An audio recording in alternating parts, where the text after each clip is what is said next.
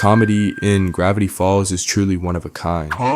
Everyone remembers the big laughs from its episodes, like when Dipper tried to fight Rumble McSkirmish with anime logic, or when Waddles got a genius brain and started speaking in the voice of the famous scientist Neil deGrasse Tyson. Greetings, friends. It is I, Waddles the pig. Or basically anytime Grunkle Stan opened his mouth and said something completely inappropriate for a kid's show. Yes, yes, burn the child. What?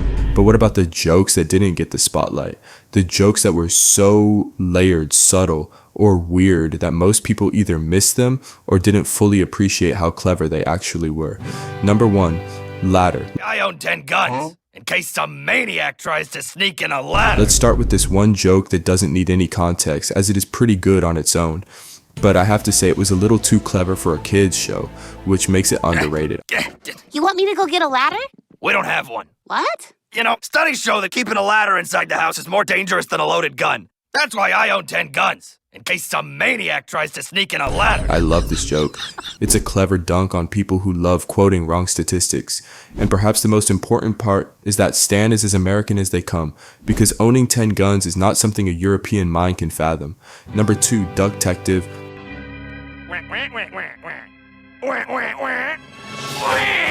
I know we all love the commercials and shows appearing inside the Gravity Falls universe. I know this one has been stuck in my mind for ages. Fight, fight, fight! Fight, fight, fight! Fight! TV, it knows what I want. This one is a classic. And what you need is the Huggy Wuggy Tummy Bundle! I can hold 10 babies at once! I know what you're thinking! Does it work for pigs? Oh, yeah, it does work for pigs, stupid! Or maybe you like this one better. I'm tired during the day. They are all awesome and funny, but I can't say they are underrated. But I want you to focus on the Duck-tective TV series. It is a TV show involving a crime-solving detective duck, very similar to Sherlock Holmes. The duck speaks only in a series of quacks, which are translated in the subtitles, though the constable he speaks to seems able to understand him at certain points. It's a silly little show that can be seen in multiple episodes, and apparently the whole Pines family can't get enough of this show. Well, the evidence didn't just fly off. Not that you'd know anything about flying, would you, Steve? They ask you how you are, you just have to say that you're fine when you're not really fine. But what appears to be just a recurring gag has a lot more to it. What I mean is that in one of the episodes of Duck-tective, it is revealed that the detective duck has a twin brother. I just don't understand who shot you. The only person clever enough to defeat Duck-tective is... Duck-tective!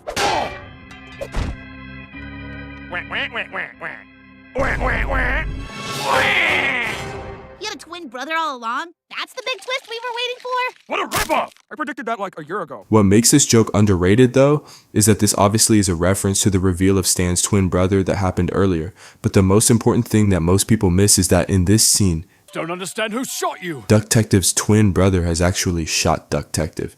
This scene must have foreshadowed how Ford uses the memory gun to shoot Stan at the end of Gravity Falls, because they trap Bill in Stanley's mind, and erasing the memory means erasing Bill as well.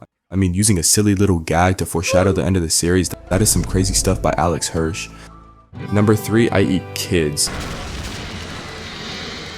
Mommy, is the floating head going to eat us? Yes, Charlie! Yes, he will! The next joke is from the episode called The Love God. And if you remember anything about that episode, it's probably that it wasn't a fan favorite or anything.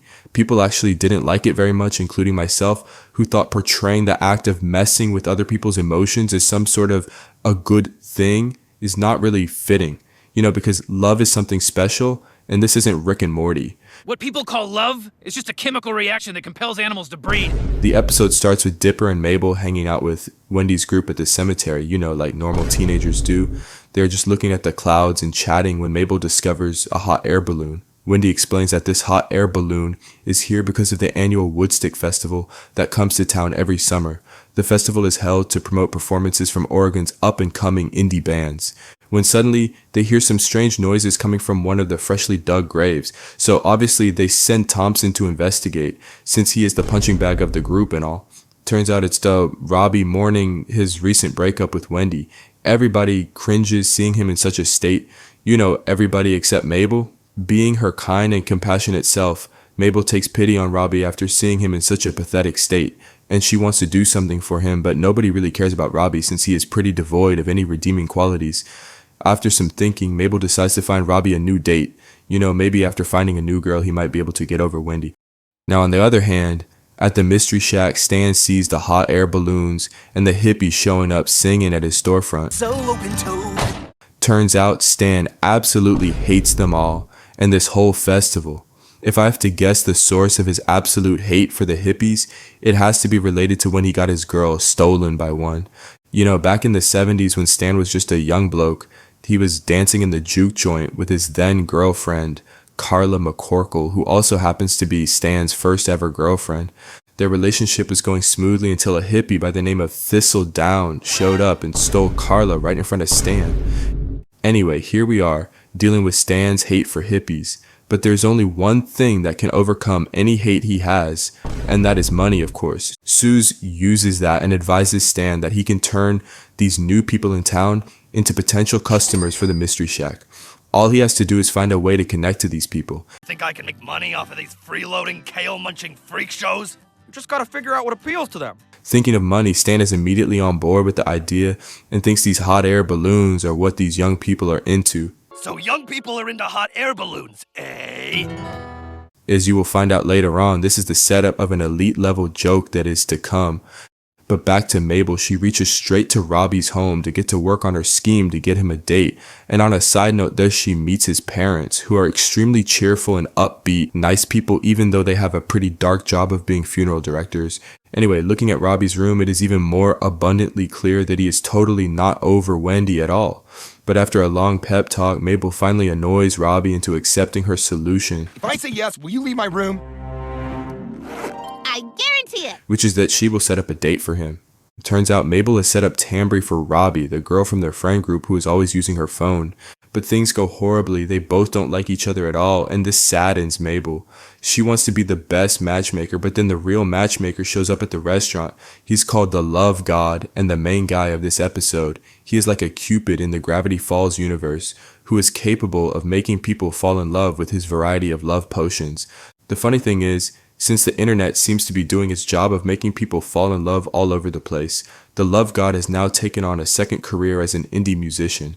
Seeing that this guy has a potion to make people immediately fall in love, Mabel sneakily steals the potion and then immediately pours it on top of the fries Robbie ordered. And it starts working immediately as Tambry and Robbie fall in love. You don't seem as needy as I used to think you were. Hey, you wouldn't want to maybe get out of here and, I don't know, go kiss in public a lot? For some reason, I do. Meanwhile, Dipper is having the time of his life with Wendy's friends, especially since Robbie is not around. But all of this gets ruined when Wendy finds out that her friend Tambry is going behind her back to date her ex, Robbie. The two other guys also start fighting because both of them fancy Tambry. And just like that, the whole group falls apart. Dipper finds out Mabel used a love potion to make Robbie and Tambry fall in love. Seeing this, Dipper suggests that Mabel should undo it. Odd. Wait, love potion? If you did a spell, then can't you, undo it? And to solve this, both siblings go to the Woodstick Festival to get the anti-love potion from the Love God. Meanwhile, Stan and Soos are also there, preparing the hot air balloon while Soos is doing all the work and Stan is just ordering him around. Soos also has some concerns about their unsafe building practices. Are you sure that open flame should be that close to that dangling cloth and rope? I'm sure about everything. It's almost like this whole episode is about this one joke being set up. In the meantime, Mabel and Dipper sneak into the Love God's van and steal the anti-love potion. But the Love God shows up and starts lecturing them on not messing with his potions. They are dangerous, but Mabel and Dipper ignore him and start running away to spray this anti-love potion on Robbie and Tambry. The Love God chases them and finally catches up to them. Sorry, kids, but you've left me no choice. Visions of heartbreak past! We're back, Mabel. He tricks Mabel into giving the love potion, and at that very moment, Soos is done with the balloon, and we are treated to this absolute cinema of a joke. And here is Stan's plan right here to get young people to like him and give him money. He has this cutesy face of him with this slogan, "I heart kids," written on top. And you know it's already a bad plan with a creepy old man trying to win favor with the kids. But things just keep on getting worse. Let her rip! Oh no! A letter rip! Soos comes in with an excellent pun saying "let her rip" right after Stan says "let her rip." What the H? Stan hits back with a pun of his own, saying what the H as a giant H falls down on him. And here is the grand reveal of this beautiful balloon, a disfigured face of Stan that can genuinely induce nightmares for kids. And since the H and R have fallen down, the slogan now reads, "I eat kids," which might even induce fear in the heart of adults. Props to the guy who came up with this. The creativity levels are off the charts here. Kids, but we're kids. It's heaven's punishment for our terrible taste in everything. And this random teenager hits us with this crazy line during the hysteria and panic. And it gets worse as the balloon now catches fire and becomes an incarnation of the devil while heading straight towards an innocent mother and child. Mommy, is the floating head going to eat us? Yes, Charlie! Yes, he will! It terrifies the mother to the point she drops all the pretense of consoling the child. It's totally an understandable reaction. I mean, just imagine you were in their place just enjoying a nice picnic with your family and this terrifying creature shows up. I would think the world is ending, but all is not bad, because just as the love god is celebrating getting the anti-love potion back, Only a greater being from the heavens themselves could possibly stop. he is not wrong, as a greater being from the heavens does show up to defeat him by basically swallowing him whole. This terrifying thing actually saves the day in the end. And so Dipper and Mabel get their hands on anti-love potion. I mean, this whole joke literally solves the main problem of the episode that Dipper and Mabel are facing. What's even more crazy is that this episode was setting up this joke from the very beginning. I mean, in this whole episode, Stan and Soos are literally doing this one thing in the whole episode and nothing else. But the jokes really don't stop here. As seeing this whole catastrophe unfold, this is the reaction of Robbie's parents. Oh no! I hope someone didn't die. Yes, that would be awful. This giggling is pretty dark coming from people who are literal funeral directors, you know, the people whose whole profession earns money because people die. And Stan shows up too, What's everybody crying about? In my day, Zeppelins fell from the sky like raindrops. immediately coming in with back in the old days trope. It's him! The horrible old man from the sky!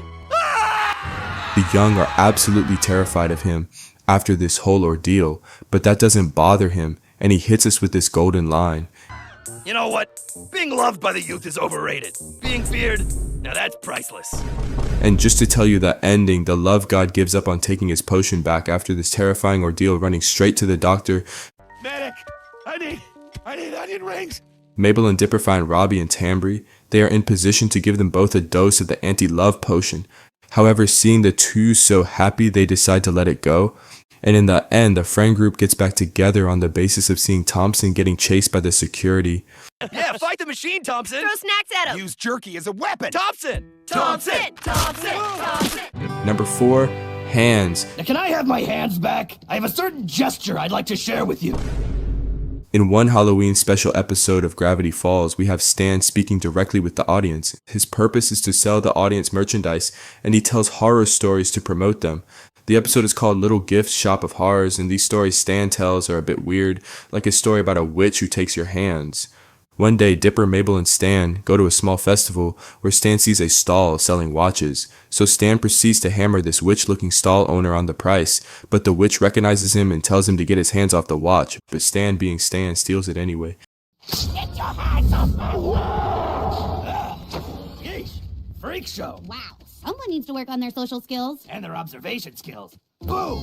Good job, heisting hands. So the next day, when Stan is baking something for Dipper and Mabel, his hands suddenly fall off and run away. The witch appears in the watch and tells him that that's her curse. Instead of apologizing and giving the watch back, Stan tries his best to get by without hands. Mabel, sweetie, will you make your uncle some hands? La la la, hands makeover!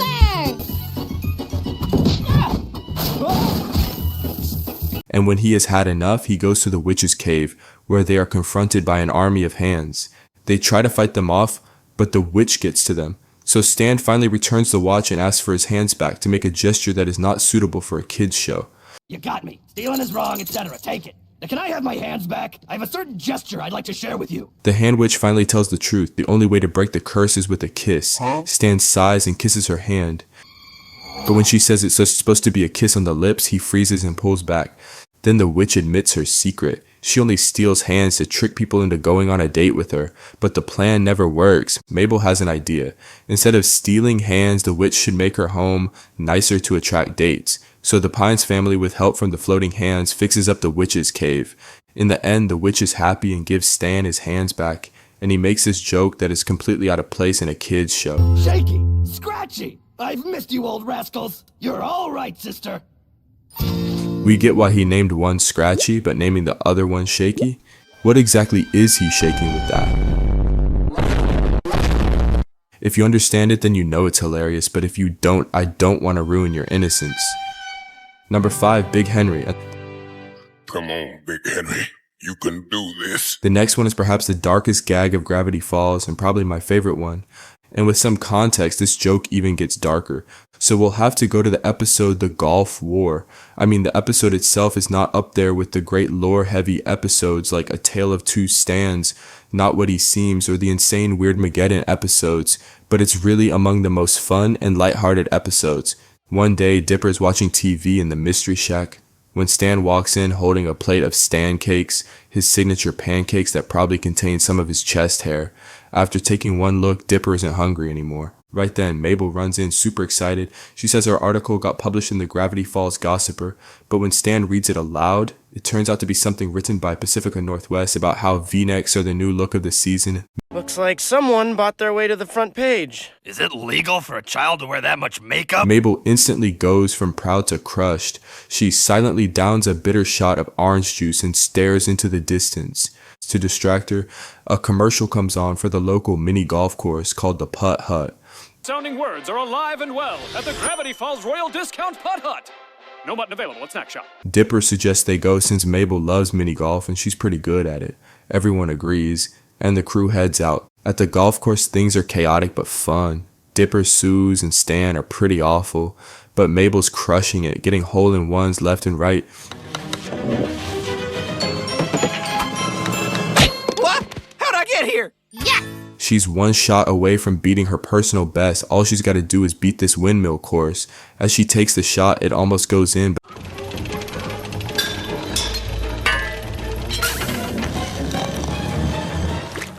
But just barely misses.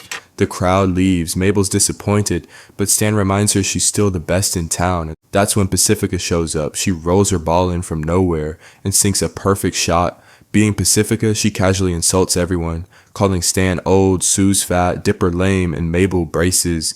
Soos, would it be wrong to punch a child? It's one thing she stole Mabel's article spot, but nobody outshines her at mini golf. Mabel finally snaps and challenges Pacifica to a golf-off. I want a rematch! You walking one-dimensional bleach blonde Valley Girl stereotype! Like, let's do this. Just then, the weather gets bad, and they have to postpone their match till midnight.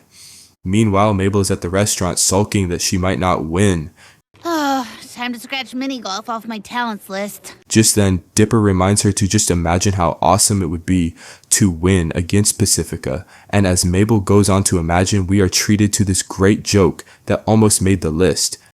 The section for ugly grandma clothes is over there. Oh yeah? Well, the section for people who lost at mini golf is over there!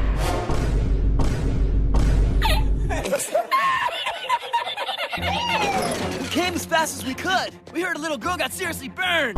Oh! I'm ruined! What the hell? After imagining the benefits, Mabel heads down to the course to practice before the ultimate showdown. But the practice is not going well. Mabel is repeatedly failing the same windmill hole. That's until Dipper notices something and takes a closer look. Inside, there's an entire miniature civilization of these tiny creatures with golf ball heads, operating levers, and chutes behind the scenes. Turns out, mini golf is not just luck or skill. To win this, you want these guys on your side. They call themselves Lilliputians, and each mini golf hole is controlled by a different tribe of these Lilliputians, like we have pirates, knights, and even French stereotypes. What's key here is that these Lilliputian tribes inhabit different holes of the course, and they all hate each other. As the tiny factions bicker and try to fight, Dipper and Mabel actually think these guys aren't scary. They're actually kind of cute. But Franz, the serious one, insists that the conflict is very real. These tribes have been at war for ages, and all because they can't decide which one of them is the best. Just then, one of the French Lilliputians spots the trophy sticker on Mabel's sweater, and suddenly everyone gasps. To these tiny people, that sticker is the ultimate symbol of judgment. One of the little knights even drops to one knee and begs Mabel to choose which group is best and to finally end their endless war. At first, Mabel's hesitant. It feels a little too intense, but then Dipper gets an idea. If they go along with this, they might just get an edge over Pacifica. Mabel, on the other hand, is concerned with this, but you can't argue with Dipper's logic. Pacifica's rich, Mabel. She's cheating at life. So they tell them if they want the golden sticker that will end all their conflict, they will have to help Mabel against Pacifica in their face-off. And whichever tribe helps Mabel the most in winning against Pacifica, they will get the golden sticker. Pacifica arrives and they begin the competition, and with the Lilliputians' help, Mabel is quickly in the lead.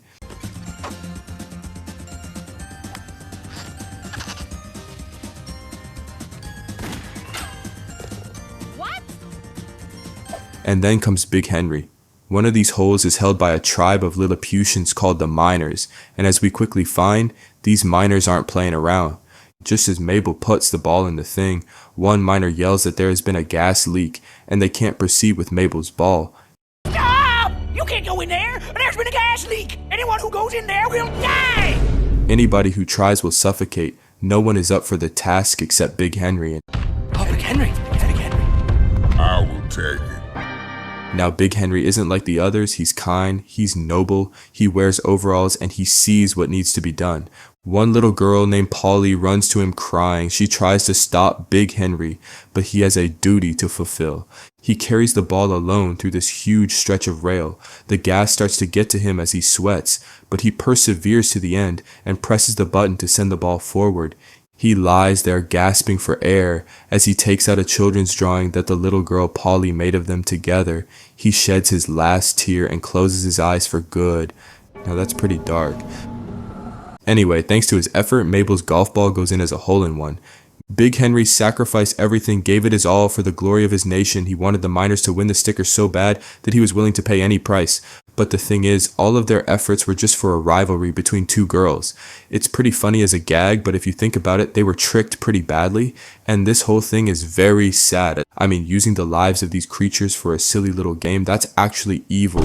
And later on, when they start attacking every human present there, I totally understand where they are coming from. Number 6, Soos explaining the tale of two Stans. Okay. So it turns out that the second Stan, the Stan that we know, was actually Stanley, but the first... Starting with pretty much the most underrated joke of the show. I know we all remember the Tale of Two Stans episode where we got the whole backstory of the Grunkle Stan and his brother Stanford Pines, and how Stanley was just pretending to be his twin brother all this time. We also get to know all about their childhood, about how they were so close, and later when they grew up, they also grew distant from each other. There was such a huge issue that Stanley got kicked out of the house and led a separate life altogether, while Stanford went to Gravity Falls to uncover and solve the mysteries of Gravity Falls until he also meets the infamous Bill Cipher at his shack, and Bill obviously cheats him. And after that, how Stanford calls back Stanley after all these years to just order him around, which gets Stanley mad. And in an accident, Stanford gets sucked up into the portal. Well, you know, that whole episode had a lot of complicated lore that's not easy to explain, right? But the thing is that, unlike other cartoons where everyone knows everything by the next episode, Gravity Falls takes a different approach.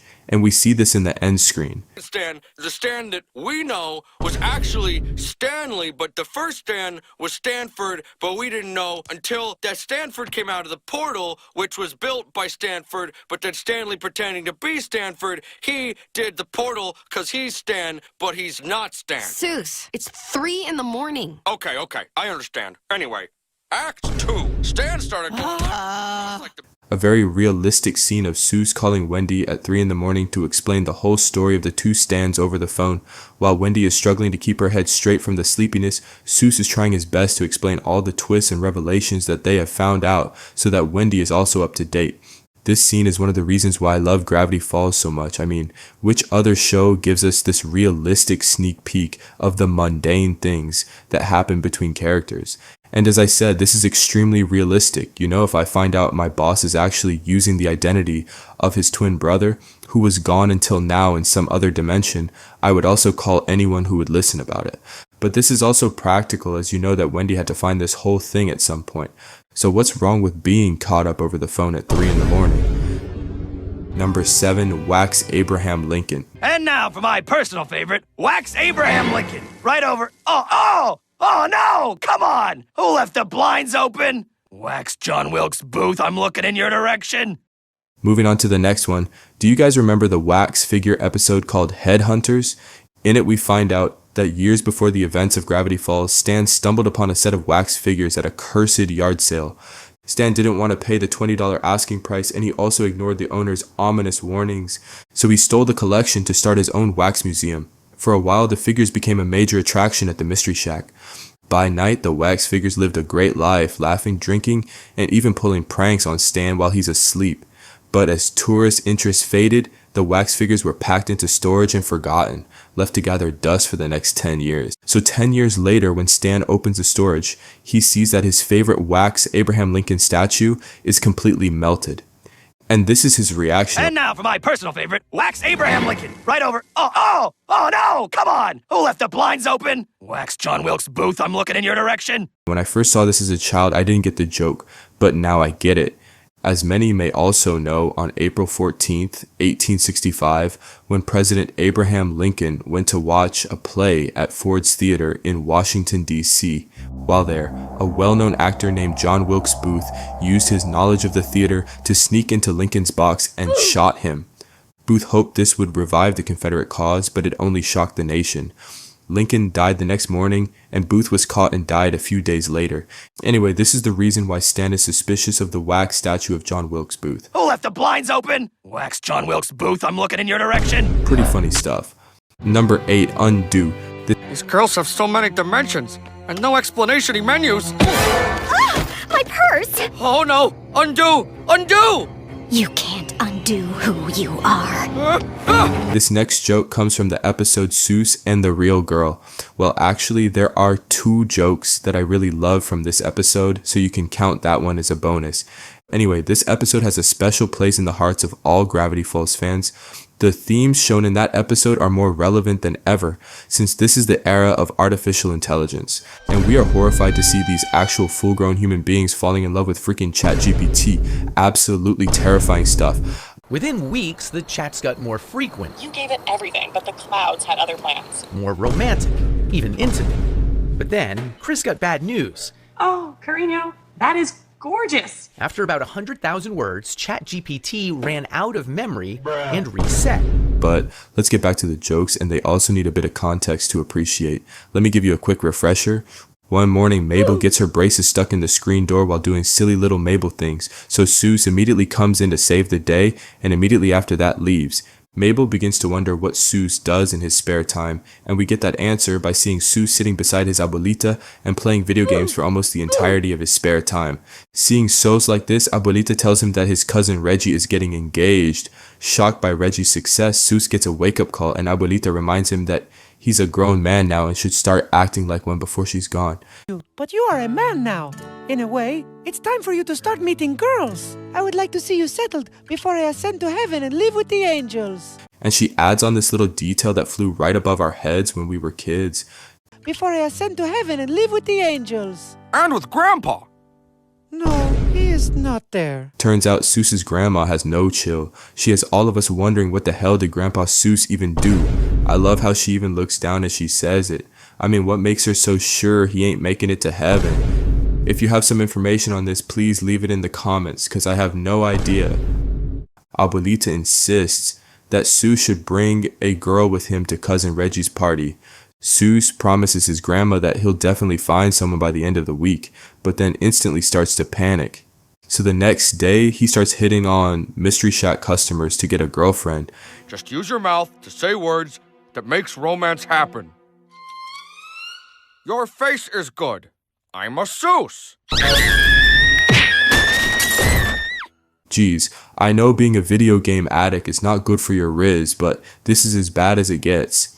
Seeing this, Dipper and Mabel get concerned, and when Soos explains himself, even Stan chimes in to give him advice. But I've never actually been on a date before. You belong on me, out of order sign. Soos, a little advice. You need to get rich, or lie about being rich. Outside of that, I don't like your chances. I have no comments about this advice, but Dipper and Mabel have a better plan as they take him to the mall. Soos is a bit anxious, but the Pine twins are there to cheer him on. Soos tries his luck there, but we get to see firsthand just how hopeless his situation really is. Hey there! I'm not scared of your eyes at all! I'm gonna look at them! Eye contact! Huh, you know, I've actually been in a pig's body. Did you know pigs have a hard time walking backwards? Not you, though. Not that I'm calling you a pig. Where are you going? So, you're probably a girl, right? Wrong? No, I was right the first time. But I would say he is still better than those who don't have the courage to even start. Honestly, I think even money can't fix this chronic lack of riz. After trying for a while, Soos starts getting depressed. You can see it in the way his posture sinks, the way his optimism quietly deflates. And just when it feels like things couldn't get worse, Reggie shows up with his fiancée. What follows is painfully real for anyone who's felt the same. When the world feels too loud, too complicated, too full of eyes watching, you look for a way out. Somewhere safe, somewhere familiar. For Soos, that place is near video games, as he subconsciously runs to the nearest video game store to find a corner. And as he looks at his favorite games, he spots one he has never seen. Mr. Punchhead, MD. Huh. Rainbow Academy 7, a Japanese dating simulator that claims to teach you how to connect with people virtually. It's silly on the surface, but it makes perfect sense for someone like Soos, who genuinely wants to understand women and dating, but he doesn't want to get out of his comfort zone. A basement dweller like Soos thinks that he can learn and understand everything without leaving his room. 9 out of 10 basement dwellers recommend. This is perfect! All he has to do is play video games. That night, Soos returns to his dark corner and then boots up the dating sim.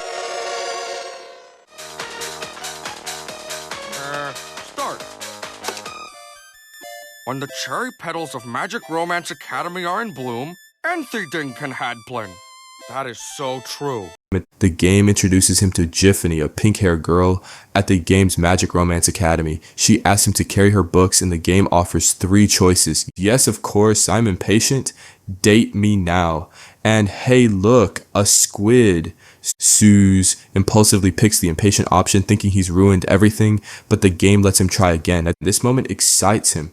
Psychologically, the instant undo trains his brain to seek comfort in risk-free mistakes, a habit real life doesn't allow. He chooses the correct answer, feels like he's learning, and the game rewards him with fun and validation. Soon, Soos starts clicking on Jiffany's face repeatedly just to see her laugh, sinking further into the safe, consequence-free world. And I'm sure you'll never abandon me, new boyfriend. When she eerily says, "I'm sure you'll never abandon me, new boyfriend," hearing this, Soos is hooked, marveling at how alive she feels. Boyfriend? Oh my, Giffany. It's almost like you're actually alive. Yes, almost. Ha ha. The next day, Soos doesn't even show up for work. This gets Dipper and Mabel worried, and they directly show up at his house. Turns out Soos has been playing for 13 hours straight without seeing sunlight. And as I said before, the key here is that the game lets him try again without any penalties. But the real world is not like this. You can't take back your choices, and this sets up perfectly for one of the most underrated jokes in the entire show. You see, the Pine twins drag Soos back to the mall to try again. But Soos is no longer that comfortable in the real world. These girls have so many dimensions, and no explanation menus. Instead of solving this issue, the game has made it worse. When Soos collides with a woman, this happens. My purse! Oh no! Undo! Undo! You can't undo who you are. Okay, I know this is a bit of an overreaction over a harmless collision, but you know that this whole episode has been set up for this joke. You can't undo anything in real life, and as we see here, even jokes in Gravity Falls have something to teach us about real life. On the topic of Gravity Falls being so realistic, I have this another awesome joke. Number 9, Stan swearing for real. Oh no, Stan, you didn't. Don't panic. That could be anyone in that suit. God, hot Belgian waffles! Wait, I'm alone. I can swear for real. Son of a... That's him, all right. You know, just one episode before the grand reveal of the tale of 2 Stans, when Dipper and Mabel are closing in on Stan's secret. Stan needed some toxic chemicals for the portal, so being the outlaw he is, he gets them no problem. But the agents show up with the entire tactical team to arrest him. And as they arrest Stan, They tell Dipper and Mabel that their Grunkle is a prime suspect in the case of theft of sensitive chemicals. But Dipper and Mabel believe Stan to be completely innocent, thinking his arrest was a mistake, so they decide to check the cameras to hopefully prove that Stan was at home at the time of the theft. But imagine their surprise when they see Stan leaving exactly before the robbery took place, and he even comes back in a hazmat suit, hurling a barrel of chemical drums inside the mystery shack. Being optimistic as they come, they still have hope since Stan's face is behind a gas mask. Don't panic. That could be anyone in that suit. However, all of their doubts are cleared when Stan stubs his toe and hits us with his classic PG swears. God, hot Belgian waffles! But soon he realizes, Wait, I'm alone. I can swear for real. Son of a... That's him, all right. now we know that the only reason we see Stan throwing goofy swear words is for the sake of his lovely grandkids. The love for his family is the only thing that can hold this man back. A man who has no respect for traditions, IRS rules, or even the laws of the lovely US of A. Obviously, we don't get to hear the swear words as Dipper and Mabel fast forward through it, but if you're looking for Stan swearing for real, you could see it when Alex Hirsch showed up to Ethan Klein's roast. And instead of roasting him himself, he gets Grunkle Stan to do the job. So instead of roasting you, I've invited a guest to do it for me. Hello! Puppets can't get canceled, so let's get into it. Ethan Klein. What can I say about Ethan that hasn't already been screamed by Keemstar to his therapist? Oh my God, bro. Oh, hell no, man. What the fuck? Ethan's a roly-poly man-child who sweats mayonnaise and proved that you can somehow be a millionaire just by being in reaction gifs. And I must say, Grunkle Stan is not the one to hold back. Ethan looks like the Pillsbury Doughboy, the koala. Ethan looks like someone dropped a baby into a bucket of pubic hair. Grunkle Stan's definitely going off. Ethan looks like Eugene Levy was filled with cake frosting and kicked down a hill. But he ties it all up in the end pretty nicely. But seriously, Ethan has a beautiful child and a few more on the way. This man is procreating. At least he's producing some kind of content. So I'll just say, Ethan's a real sweetheart and a class act. Happy birthday, Ethan. Number 10, Dipper's thoughts. But this machine is safer. It will scan your mind, bioelectrically encrypting your thoughts so Bill can't read them. Now, say hello to your thoughts. Oh man, I can't believe I'm with the author. Might fly down with me. Wendy. You might want to ignore that last In one. the next one, we see Dipper's thoughts in plain view, and they are a bit concerning. In one episode, Ford is in his dream, peacefully exploring the place, but all the peace fades away when Bill's Cipher decides to crash his dream. Bill, being Bill, spouts off some cryptic and ominous lines, and then decides to leave when Ford says he has no power here. When he wakes up, Ford is a bit worried, and he decides to ask Dipper and Mabel about Bill, and he is pretty shocked when he finds out they both have had encounters with him. Ford decides to learn more, and he also has a plan to protect the journals from Bill's Cipher. He sends Mabel on a quest to get unicorn hair, since her heart is pure, while he takes Dipper to his office, and there they talk about how Bill's Cipher accesses their minds. He decides to hook up Dipper to this comically large computer in order to encrypt Dipper's thoughts. And in the process, the machine also reveals Dipper's thoughts, and they are a sight to see. Now, say hello to your thoughts. Oh man, I can't believe I'm with the author. Might fly down with me. Wendy. You might want to ignore that last one. They are all over the place, but many of them are a bit questionable. Here it says, maybe if I cross my legs, no one will notice. Seems like Dipper is quickly approaching that age. And this other one that says, that red bathing suit, man. And we all know he is referencing Wendy from that pool episode called The Deep End. And that red bathing suit lives rent-free in his mind. Anyway, there are a lot of thoughts here, so be sure to comment on the interesting ones you find. Number 11, get him on TV. I'm having a heart attack! And the only cure is to be a contestant on Cash Wheel. No, someone give me a part. I'm old. Should we escort him off the lot? That man is a self-centered attention hog with no regard for human decency. Get him on TV! From time to time, Gravity Falls also comments on the real world, and this is exactly what we get in the episode titled Boss Mabel. What happened was one day the Pines family was watching the Cash Wheel game show, and when the winner started punching others, Stan said he liked his style. Suddenly, a bus full of tourists arrives and Stan gets Soos to work on creating new scams, and Dipper says Stan only sees people as wallets, which Stan denies, even though it's true. Thanks for taking me to the Mystery Shack, Daddy. Now don't spend yourself all in one place. I'm feeling car sick. Stan's business is booming. He has a vending machine that steals pennies, and he even dresses Dipper as a wolf boy, and tells tourists he will dance if you throw money at him. Later, he catches Mabel giving away free stickers, and Stan comes immediately to shut this down. Dipper and Mabel start getting annoyed, and they start lecturing him on being nice to people. But Stan quickly shuts them up. Look, you guys got a problem with how I run the shack? Take it up with the complaints department. Zing!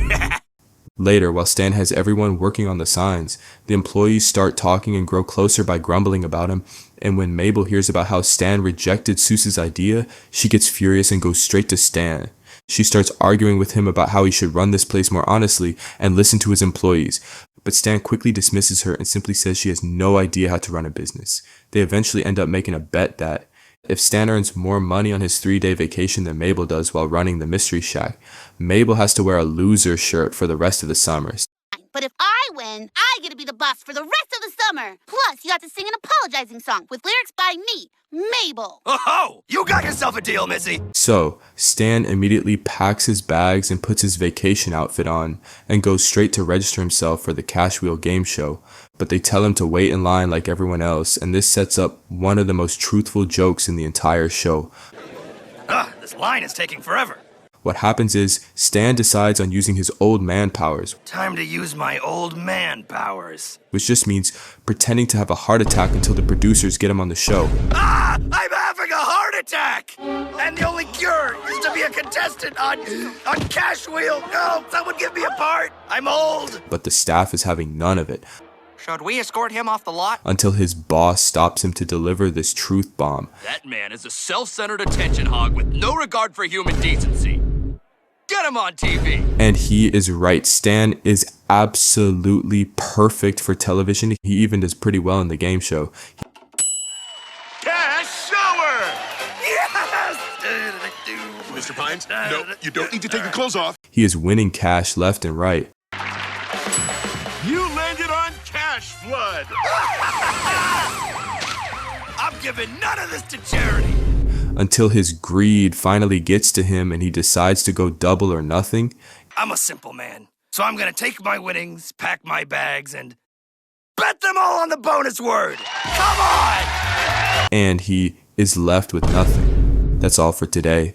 Although there are a lot more jokes that need to be talked about, we are done for this video. Please leave a like, and do subscribe to Cipher Flicks for more incredible Gravity Falls content like this. Let's end this video on an awesome joke from Soos. If you accidentally eat the prize that comes inside your cereal, does that make you a specially marked box?